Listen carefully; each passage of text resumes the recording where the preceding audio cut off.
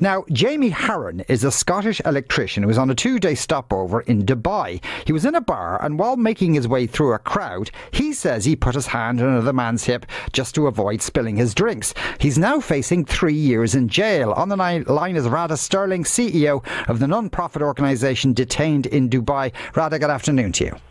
Good afternoon. Could you tell us, at least from Jamie's point of view, what happened? What seems to have happened at the bar is, obviously it's a very popular bar for tourists.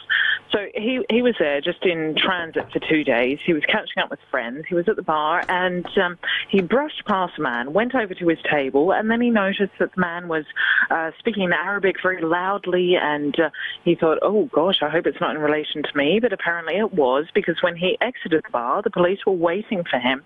They breathalyzed him. He'd had about 3 or 4 beers, and they charged him with consumption of alcohol and also indecent behaviour for brushing past a man. Right, okay, and so in terms of his legal position at the moment, where's he at? Is he arrested, or is he still out of prison? He was arrested. He's been there for 3 months already, awaiting a trial. He faces potentially, in a worst-case scenario, 3 years in prison. In a best-case scenario, they'll drop the charges, obviously, but it seems that, when someone is held there for 3 months awaiting trial, it seems like they're going for the worst case. Now, the man who complained about him, where was he from? Is it known?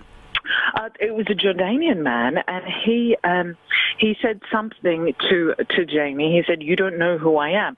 So it seems that he was trying to impress his friends. Now, when they turned up at the police station, even the friends of the Jordanian accuser were saying, you've taken this a little bit far. Maybe you should drop the charges. But it's also a cultural issue in that if anyone deems behaviour to be offensive in any way, they want to pursue the charges, and the Dubai legal system allows for that. If someone makes an accusation, the prosecution will follow it all the way through.